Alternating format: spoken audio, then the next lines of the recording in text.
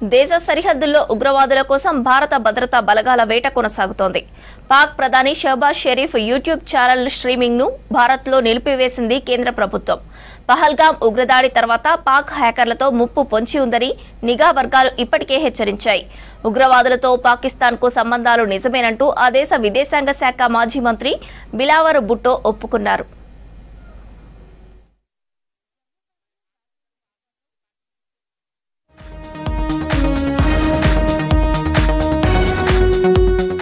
జమ్మూ కాశ్మీర్ రాజౌరి సెక్టార్లో ఉగ్రవాదుల కోసం ముమ్మరంగా గాలింపు జరుగుతోంది.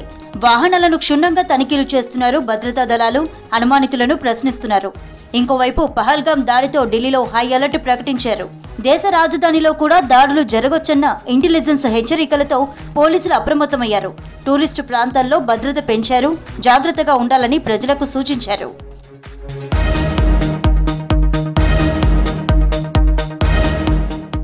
పహల్గామ్ ఉగ్రదాడితో భారత్ పాక్ సంబంధాల్లో తీవ్ర ఉద్రిక్తత నెలకొంది. ఆ ఘటన తర్వాత భారత ప్రభుత్వం అనేక కీలక నిర్ణయాలు తీసుకుంటోంది. తాజాగా పాక్ ప్రధాని Shehbaz Sharif YouTube channel streaming ను భారత్లో నిలిపివేసింది. జాతీయ భద్రతకు సంబంధించి భారత ప్రభుత్వ ఆదేశాల మేరకు ఈ కంటెంట్ ప్రస్తుతం భారత్లో అందుబాటులో లేదని ఆ ఛానల్ క్లిక్ చేసిన వారికి ఒక మెసేజ్ కనిపిస్తోంది. పహల్గామ్ ఘటన తర్వాత పాకిస్తాన్ తన వక్రబుద్ధిని బయట పెట్టుకుంటోంది. పదే పదే కాల్పుల విరమణ ఒప్పందాన్ని ఉల్లంఘిస్తోంది. వరుసగా 8వ రోజు ఫైరింగ్ చేసింది. జమ్మూ కాశ్మీర్లోని కుప్వారా, బారాముల్లా, పూంచ్, నౌషేరా, అఖ్నూర్ సెక్టార్లలో నియంత్రణ రేఖ వెంట కాల్పులు జరిపింది.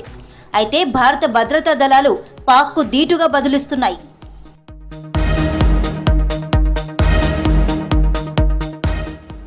పహల్గామ్ ఉగ్రదాడి తర్వాత పాక్ హ్యాకర్లతో ముప్పు పొంచి ఉందని నిఘా వర్గాలు ఇప్పటికే హెచ్చరించాయి. తాజాగా జమ్మూ మున్సిపల్ కార్పొరేషన్ పై సైబర్ దాడి జరిగిందంటున్నారు అధికారులు. కీలకమైన డేటాను హ్యాకర్లు దొంగిలించారని చెబుతున్నారు. సైబర్ అటాక్ తో ప్రభుత్వ డేటాకు సంబంధించిన అనేక సర్టిఫికెట్లు పోయినట్లు తెలుస్తోంది. వెబ్సైట్ ను తిరిగి పునరుద్ధరించడానికి చర్యలు తీసుకుంటున్నామన్నారు. పహల్గామ్ దాడి జరిగిన కొద్ది గంటల్లోనే పాక్ కోసం పనిచేసే హ్యాకర్లు ఇంతకుముందే ఆర్మీ కాలేజ్ ఆఫ్ నర్సింగ్ ను లక్ష్యంగా చేసుకున్నారు.